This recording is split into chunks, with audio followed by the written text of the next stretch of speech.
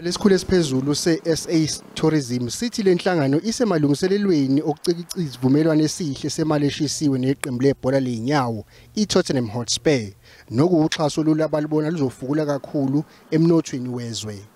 Somebody maliciously leaked confidential documentation into the press prematurely while the discussion was still being had.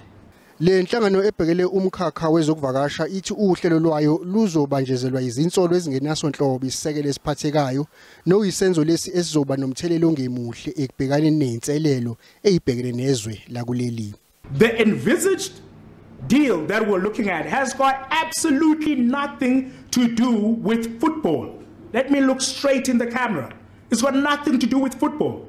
It's got to do with accessing the aggregated audiences that football brings. That's who we are after. I-SA Tourism ithi uma ingathola noma isigejana samaphesenti salabo abalandela kakhulu imidlalo ye-English Premier League kuzoletha omkhulu umehluko. Therefore, the intent of the league was not to aid economic recovery of the country. It was something else that has got nothing to do with the mandate that is in the Tourism Act.